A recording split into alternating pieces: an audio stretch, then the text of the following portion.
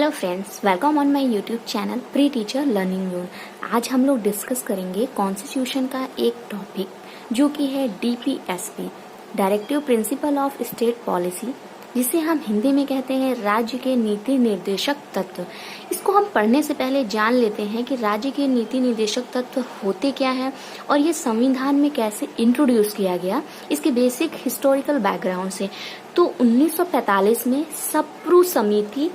सप्रू समिति थी जिन्होंने ये कहा था कि हमारे संविधान में दो तरह के अधिकारों की जरूरत है। पहला ये अधिकार है जिसको हम कहते हैं न्याय संगत अधिकार, दूसरा उन्होंने कहा था गैर न्याय संगत अधिकार। दोनों में क्या डिफरेंस है? न्याय संगत अधिकार जो कि हमारे संविधान में मौलिक अधिकार के रूप में लिया गया है, जिसमें कि जो न्यायालय है वो हमारे अधिकारों की रक्षा करता है। अगर हमारे अधिकारों का हनन होता है तो हम न्यायालय में जा सकते हैं और न्याय मांग सकते हैं। और दूसरा था गैर न्याय संगत अधिकार। गैर न्याय संगत अधिकार का अर्थ था जिसमें न्यायालय का कोई हस्तक्षेप नहीं होगा और इसमें न्यायालय किसी भी तरह का कोई परिवर्तन नहीं कर सकता है, कोई चेंजमेंट नहीं कर सकता है। तो जो गैर न्याय संगत अधिकार थे उसे ही हम डीपीएसपी कहते हैं। राज्य के नीति निर्देशक तत्व के रूप में उसे शामिल किया गया है।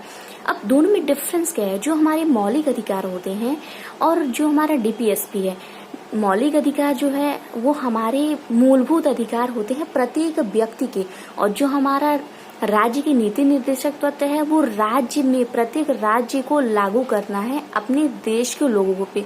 ये राज्य जो हमारी राज्य सरकारें होती हैं उनको निर्देश दिया गया है एक कल्याणकारी राज्य की स्थापना करने के लिए, लोकतंत्र राज्य की स्थापना करने के लिए और नैतिकता, इन सब चीजों को बनाने के लिए कि जैसे जो हमारा जो राज्य है, जो हमारा स्टेट है, उसमें एक कल्याणकारी राज्य की स्थापना हो सके, नैतिकता की स्थापना हो सके और लोकतंत्र की स्थापना हो सके। इस वजह से राज्यों को ये निर्देश दिए गए हैं।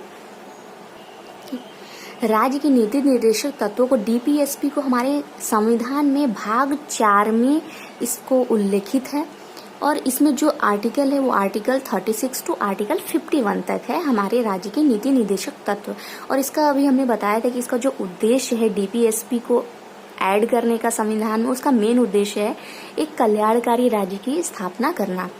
इसको लिया गया है आयरलैंड से और ये हम जानते हैं कि जो हमारा डीपीएसपी है वो पूरे मतलब हम कह सकते सिर्फ 2 देशों में है, एक आयरलैंड में है और एक इंडिया में है, और किसी भी देश में ये तत्व नहीं है डीपीएसपी का। फिर हम स्टार्ट करते हैं जो इम्पोर्टेंट आर्टिकल है डीपीएसपी के, जो हमारे एग्जाम पॉइंट ऑफ व्यू से इम्पोर्टेंट है, उन्हीं इम्पोर्टेंट आर्टिकल्स को हम डिस्कस करेंगे। हम ये जान गए हैं कि जो डीपीएसपी है वो किसी राज्य को ये निर्देश दिया गया है कि वो एक कल्याणकारी राज्य की स्थापना करने के लिए इन निर्देशों का पालन करें। तो पहला जो डीपीएसपी में पहला है, हमें पता है ये आर्टिकल 36 टू 51 है। तो जो हमारा आर्टिकल 36 है इसमें डीपीएसपी का परिभाषा दिया गया है कि जो राज्य के नीति निर्देशक तत्व हैं वो क्या होते हैं। ये हमारा है 36। फिर उसके बाद हम बात करते हैं आर्टिकल 39D की। आर्टिकल 39D में कहा गया है समान कार्य समान वेतन। राज्य का यह कर्तव्य है कि वह समान कार्य के लिए समान वेतन प्रदान करे तथा इसके अंतर्गत कुछ प्रावधान है, उस प्रावधान को हम आपको बताते हैं। राज्य सभी को समान न्याय उपलब्ध कराने के लिए नागरिकों को निःशुल्क कानूनी सहायता उपलब्ध कराएगा। सार्वजनिक धन का स्वामित्व एवं प्रबंधन इस प्रकार करे जिससे वह सार्वजनिक हित का सर्वोत्तम साधन बन सके। धन के समान वितरण का प्रावधान करे जिससे समाजवादी संकल्पना को बल मिल सके। हम देख रहे हैं कि जितने भी आर्टिकल है कहीं न कहीं वो इक्वालिटी और एक राज्य को लोकतंत्र बनाने के लिए और उसको कल्याणकारी बनाने के लिए ये सब निर्देश हैं कि सभी जो राज्य में है वो नैतिकता की भावना का विकास हो। फिर हम आते हैं आर्टिकल 40 पे। आर्टिकल 40 है राज्यों को निर्देश दिया गया है कि वे ग्राम पंचायत की स्थापना करें, मतलब अपने राज्य में प्रत्येक ग्राम में ग्राम पंचायत की स्थापना करें।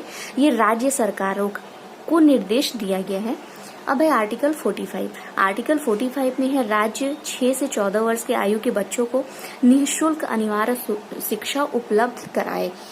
हम आपको थोड़ा सा हिंट दे देते हैं अनुच्छेद 44 का भी। जो अनुच्छेद 44 है वह यह है कि नागरिकों के लिए एक समान सिविल संहिता का निर्माण करे। समान सिविल संहिता अनुच्छेद 44 में है। फिर है अनुच्छेद 48A। अनुच्छेद 48A में कहा गया है कि पर्यावरण का संरक्षण तथा संवर्धन और वन तथा वन्य जीवों की रक्षा करना। ये राज्य को निर्देश दिया गया है कि वो अपने राज्य में इन दायित्वों का पालन करवाए और पालन करे।